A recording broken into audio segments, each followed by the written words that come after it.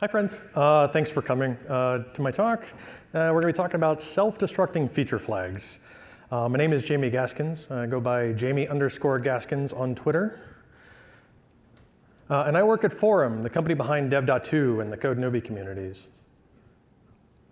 During the next 30 minutes or so, depending on how caffeinated I am, we're going to talk about what feature flags are, how and why you want to make them self-destruct, and we'll then discuss some of the trade-offs of that approach. First, just real quick, what are feature flags? So feature flags let us deploy code deploy new code while we're still running the old code. Not as in like a blue-green deploy where you have two separate sets of containers running different versions of the code. But you're actually running both versions of the code in production at the same time in the same containers. And what this allows you to do is to decouple the process of deployment of that feature to production from its release to general availability. It's like if Agent K drives the old and busted joint while Agent J drives the new hotness at the same time. You flip a switch and Agent J's on Agent J's account, and suddenly he's in a brand new car. And they can both drive their own individual vehicles instead of both riding in the same car. So in their simplest implementations, feature flags are typically stored in like a key value or a document store. In a lot of other implementations, you might end up using a third-party service such as LaunchDarkly to run your feature flag stores. But just for the purpose of illustration of what this looks like, if you're using something like a simple key value or maybe a document store for it, you might store something that looks like this. You'll have in this definitely very real and very expressive list of features. The foo feature might be globally disabled here because we're setting global false. The bar feature is enabled for 20% of the time, 20% of traffic maybe, because it's set at ratio of 0.2. And then this Baz feature is enabled for a specific subset of users, namely me, myself, and I. Now, when like I just mentioned, a globally enabled feature means that when you flip that switch, it's just a single binary on/off. You're enabling it or disabling it globally for absolutely everybody. Many feature flag implementations also let you enable just for a percentage of the time or traffic. So for example, this can be useful for testing and optimization, where you enable it for maybe 10 to 20% of traffic and use to a specific endpoint, or for a specific query or for a specific piece of functionality, and then you use your telemetry. You have some kind of property set that gets picked up by your telemetry, so you can use that to determine whether or not this optimization is actually an optimization. It's actually going faster, actually using less memory, things like that. One of the nicest ways to use this feature, use feature flags, in my opinion, is to enable them just for a specific subset of users. For example, you can enable a specific feature or optimization just for some of your power users, or maybe big client accounts, adding big client accounts to a beta program for a new feature that you're currently building in development. And the main reason to use feature flags is to build an escape hatch into your code for if a show-stopping bug is discovered after you've released this feature. What it does is it lets you deploy the code with the feature flag disabled, enable it either all at once using that binary true false off on, or maybe using a percentage based. And then if error rates increase, then you either flip the switch back off or you turn that percentage back down to 0, crank that slider down to the left. In the good old days, by which I mean after continuous deployment became a thing, not back when release cycles were commonly measured in weeks or months. I don't think anybody would refer to that as the good old days, right? So, but anyway, back in the days when we would often, fix bugs by writing up the fix, hammering it out into production. If you're at an early stage startup, this is likely what you're still doing, and that's okay, if you're still getting started at your company. But that's not a complete strategy. It's only part of a solid bug fix plan. If you're at a well-established engineering organization and this is how you work, come see me, my company's hiring. But you can raise the bar from here to being able to just roll back deploys. This is also not an ideal way to work, but it does mitigate a lot of the anxiety that comes with writing bug fixes to deploy to production while your error budget burns. The idea is that you redeploy a previous version of your service. You know that that code works because you were running it before and things were not on fire. And when you're using feature flags, if the code that you wrote, the code that you were running is behind a feature flag, there is no need to do anything with the code or deployment as a stopgap.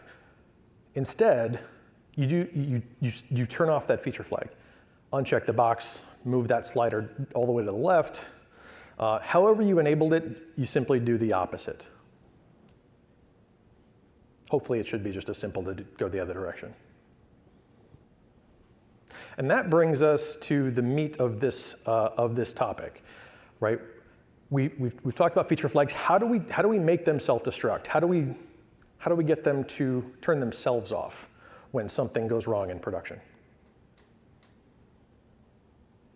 And actually, what am I even talking about when I say self-destructing here? What does it mean for a feature flag to self-destruct? So let's look at a real quick scenario. You've deployed your code. You enable your feature flag for a small subset, maybe 5 to 10%. Error rates show no noticeable change. So you bump that higher. You check your error rates. Things look OK. So you rinse and repeat, bumping that percentage of time, percentage of traffic for your feature flag a little bit higher until you've got some reasonable A/B style traffic going on. And again, use your telemetry, use whatever tooling that you've got to determine whether or not this this feature flag is running for this is on for this particular request, or it's not. So anyway, so everything seems fine. You determine that you call it good. You go get some lunch. While you're eating, your error rates spike because a bunch of your power users who were not online before when you were checking these have now logged in while you were at lunch because time zones are a thing, right? And they're now having all kinds of trouble using your service. And when error rates go up, so does throughput. Because they're sitting there, they're getting errors, they're getting 500s, so they're sitting there hitting the refresh key a million times. And depending on the underlying reasons for these errors, them hitting that refresh key over and over can cause cascading failures as maybe downstream services start returning 429s. Some of those error requests are now firing off runaway database queries, exhausting, which will then exhaust connection pools, right? All sorts of cascading failure scenarios there. And so what you thought was running fine before turns out isn't running fine for absolutely everybody. And so remediating the immediate problem, which is that you're now having a whole bunch of errors that you weren't before. Usually what you're doing is you're looking at some graph, and it's saying, this is the error rate for this endpoint. You know that the feature flag for this endpoint was just enabled for this particular feature. This feature flag was just enabled. So then you go and you disable that feature flag. And the SRE term of art for when a human being goes in and does the same thing repeatedly in a given situation every time, so much so that it could be automated, we call that toil. And this XKCD comic illustrates this pretty well, right? It shows that your automated steps, which are measured in milliseconds, no matter how many of those you've got, as soon as you add the requirement of human interaction into that process, that whole process now takes orders of magnitude longer. So how do we remove that human interaction? How do we make these feature flags? How do we make our stuff automatically turn off those feature flags? So I'm going to do some, we're going to have some code examples on these slides. They are going to be written in Ruby because it presents on slides pretty well, pretty compact. So we have this feature flag called foo. Again, we're just using contrived names here. But anyway, so we go in and we grab the information about this feature flag called foo.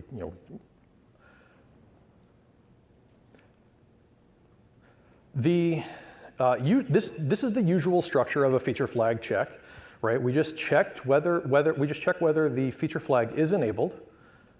If so, we drive the new hotness. Otherwise, we drive the old and busted. But what happens when that new hotness gets too hot, catches on fire, and then explodes? Remember, before, our usual way of doing things was to go ahead and have a human being respond to either sitting there watching a monitor, watching a graph, having some monitoring, let them know that this is happening. When error rates go up, we start sending messages into Slack. We start hitting up PagerDuty, whatever the case may be. But either way, a human being was responding to it. And so what we're doing here is we're defining a feature check.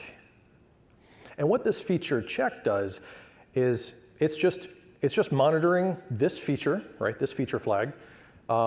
With the same name.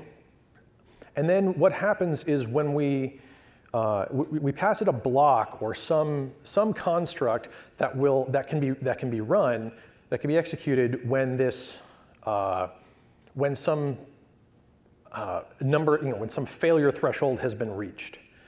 And in that case, what we're doing for this is to disable that feature flag.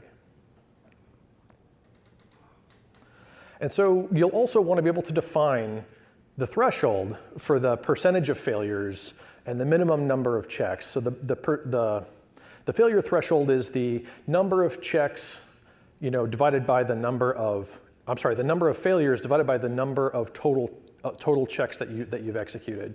And once it reaches this 5%, in this particular case, once it reaches this 5% level, then we'll go ahead and invoke this failure handler block. We're gonna refer to this block that executes when the total failure has been tripped. We're gonna call this just the failure handler. And then the minimum number of checks is also just as important. We want to make sure that we're not gonna start checking this failure threshold. We're not gonna start checking the failure ratio against this failure threshold until we've done at least this number of checks. And that's important because you want to make sure you run this on something with a reasonable sample size. You do not want to run this early on after you've enabled the feature flag, because you don't want bad luck in the very beginning to accidentally turn off this feature flag. Oh, one other thing to mention is that you don't typically just want to disable the feature flag on its own. You also want to make sure that you are letting your team know that this feature flag has been automatically disabled. You don't want that to be a surprise. You don't want to turn it on and then it gets turned off, and then everybody on your team is completely caught by surprise by the fact that this is actually turned off. So usually, like we're just talking about disabling the feature flag, you'd want to do some other things in there as well, such as notifying your team on Slack, like, hey, this failure error rates went too high, so we disabled this feature flag. And so what would it look like in this code example? Again, we're using Ruby. We'll look at some other, we'll look at a different version of this later. So what would it look like in this code example that we looked at before with our new hotness here? What do we do with our new hotness to invoke these checks? Again, because Ruby code presents really well on slides, we get to make it look really slick by just wrapping the new hotness inside of a block that we pass to our feature check.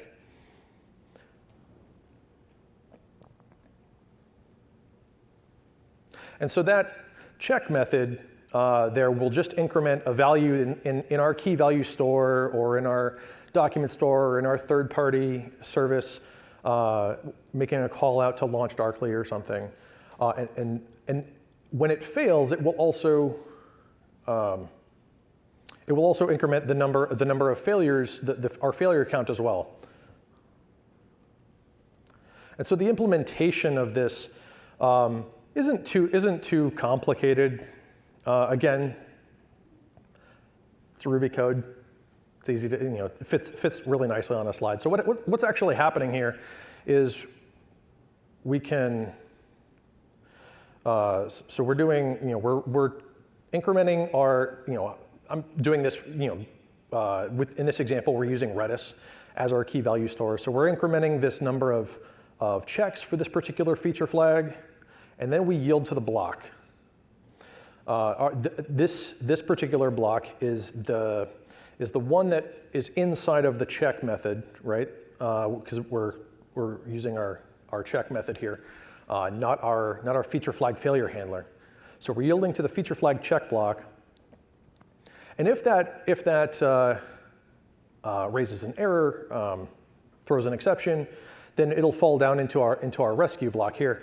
Or what that's going to do is that's going to increment our number of failures, and then we're going to check whether the number of checks is above our minimum threshold. Because again, we want to have that high sample size, or reasonably high sample size, and then we start checking our failure ratio against the threshold. Once if we've exceeded both of those, if we've exceeded both the minimum threshold, the minimum number of checks, and our failure threshold has been surpassed, then what we're going to do is we're going to invoke the failure handler, and then we want to re-raise that exception to make sure that goes back up that goes up the stack as well. Okay. So in a language without exceptions and blocks, it might look something a bit more like this. This is some roughly equivalent Go code. It's not perfect, but it's roughly equivalent to the Ruby code for the usage of the feature check. The check and failure here side of things is more explicit. We run our check here, and then if that fails, then we because, for example, we couldn't hit Redis, we couldn't. There's a network error, right? And so we just return that up the stack, and then we actually invoke our new hotness down here. And then if that fails, right? If that fails here, then we explicitly invoke our failure, the failure side of things. In the failure side of things, this is the what it looked like in the rescue block for our in the Ruby code here. And again, we return that error up the stack. And then otherwise, we return our result as normal.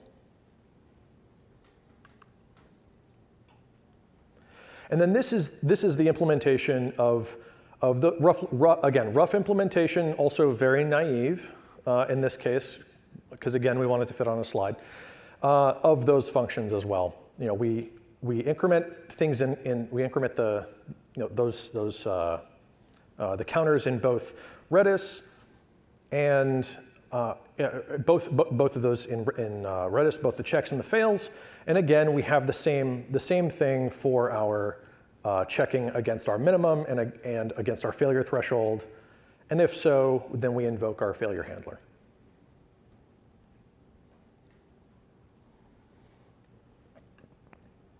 Now, in this particular one, I mentioned using Redis as the backing store for this implementation. That's mainly because Redis has atomic updates, which is pretty crucial for things like distributed counters. But also, you want to account for volume, right? Because Redis is single-threaded, you can't just throw a million feature checks per second at it. The code that I just showed, again, is naive, and it does exactly that. Every time you run a check, it will increment. But at scale, you're going to want to do things in a way that does scale more, that does scale a bit better. If you run a big Redis cluster, not a single Redis instance, you can probably just throw hardware at the problem, and it'll redistribute keys across many Redis instances. But even then, with bad luck with Redis hash slots can land a lot of those feature checks on one CPU core inside that Redis server. A more scalable approach would probably be to batch your updates. So you hold them in memory for a little bit, not very long, and then flush them to the Redis server maybe every 100 milliseconds or so. And then you update those in-memory counts with the values returned from those Redis increment commands. And another important thing to do, which can easily be overlooked, which did not happen in our sample code that we had on the slides, because again, trying to fit it on the slide, is to periodically reset the values for those checks and failures. This is important to only check against the recent, to only compare against the recent checks and failures instead of against every check and failure that has ever happened for this feature. And this way you don't end up with 100 million checks over several days with a 5% failure threshold, and then suddenly have a 100% failure rate after several days when you deploy a change to the code behind the flag. Because if you do that, it'll take hours to ramp up to the point where hours, maybe days, who knows, to ramp up to the point where it will actually trip your failure threshold. If you're setting a minimum of 1,000 checks before toggling off the feature flag, before potentially toggling off the feature flag, then maybe you want to set this to a 5,000 before resetting. If you're using Redis to track these, resetting the counters is as simple as deleting the keys. And that brings us to my favorite part of basically any talk, is trade-offs. So we talked about feature flags, and we've taught the robots how to disable them when things go wrong. Obviously, we want to use this everywhere so we can kick back and let our automation work for us, right? Should we do that? It depends. So it can be difficult to generalize this concept, especially across services or even different code paths within the same service. For example, if you're setting a static failure threshold and a minimum number of checks, using the same values for both of those may not work well for you. A high traffic endpoint might plow through 100,000 checks in a matter of seconds, but a low traffic endpoint could end up failing at 100% for hours at a time at that level, maybe even days, at which point a human response would have been faster.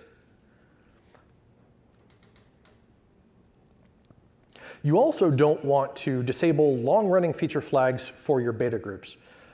So if you have a feature that's in beta and you have customers opted into that beta program, you do not want to rip that feature out from under them unless that feature is in their hot path, right?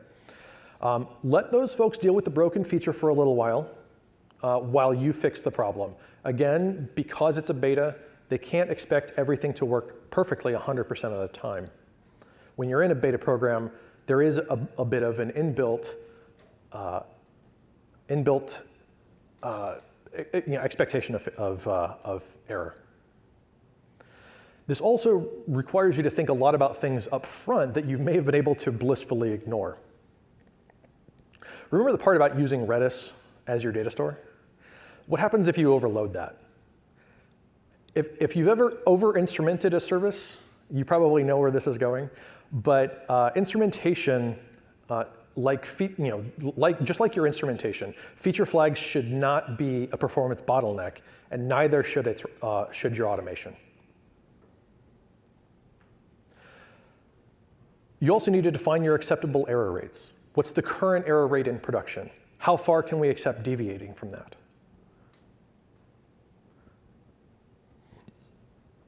You also need to understand your failure modes as well.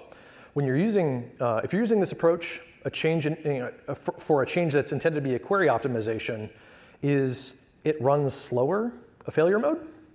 How much slower? What's that threshold? For languages that have exceptions, is an exception the only failure mode that you're considering? Are there other ways that the code can fail? If you choose to make every failure an exception, even ones that are actually not, what are the consequences of that? Remember that exceptions tend to have worse performance, and they can also bleed out to the edge, which can cause unexpected increase in the number of HTTP 500 errors upstream, right? The number of 500 responses that you serve to your users, potentially causing cascading failures in dependent services. And since you need to define thresholds for when to invoke the failure handler, you need to understand the implications of that decision as well. Too quickly, and you can risk tripping the failure threshold too early due to an unlucky streak. If you do it too slowly, then your users have to deal with that brokenness for longer. And maybe, again, like I mentioned before, maybe a human response, if you set that minimum too high, maybe a human response could have been faster. So, and also burn more of your error budget, right? So you gotta find your Goldilocks zone here. And just like with your SLOs, you need to figure out what units to use. Should you use the ratio of total number of failures to the total number of checks? Should you use failures per second? Maybe a domain-specific metric? If you want, a good convention to follow is use whatever units your SLOs use in the same part of your code base. This will help you reduce cognitive load whenever you're defining these thresholds and also when you're debugging them later.